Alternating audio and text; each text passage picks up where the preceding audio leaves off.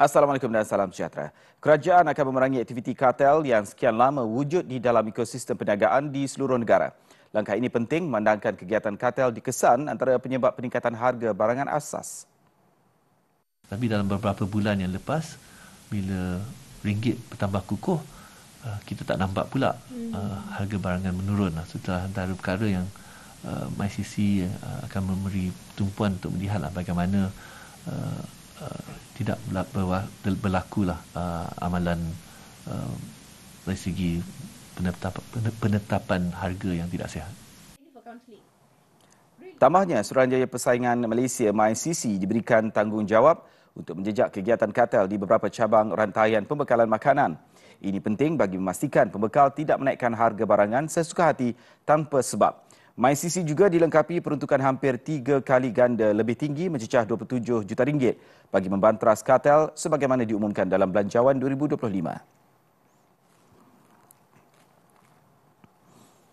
Menyentuh mengenai penyasaran subsidi RON95, Datuk Johan berkata, paras pendapatan isi rumah bukan penentu utama dalam menentukan kelayakan subsidi.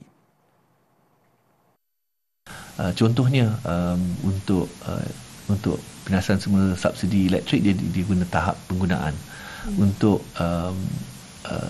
Untuk penyasaran semula diesel ia mengambil kira tahap pendapatan individu dan juga sama ada individu tersebut menggunakan kereta mewah. Jelas beliau, tinjauan pendapatan isi rumah T15 pada sekitar RM13,000 yang dilaksanakan sebelum ini adalah hanya rujukan. Perdana Menteri juga telah memberi jaminan paras untuk subsidi RON95 akan dikaji semula bagi ambang lebih tinggi. Ini agar majoriti rakyat masih dapat menikmati subsidi di samping mengurangkan ketirisan termasuk penyeludupan ke rentas sempadan. Malaysia berpotensi menerajui pasaran pelancongan pelayaran di ASEAN dengan unjuran pendapatan mencecah $300 juta Amerika setahun. Tahun ini, ia berdasarkan pelbagai destinasi menarik selain komitmen tinggi daripada kerajaan. The good thing is, last time we were working alone trying to develop it.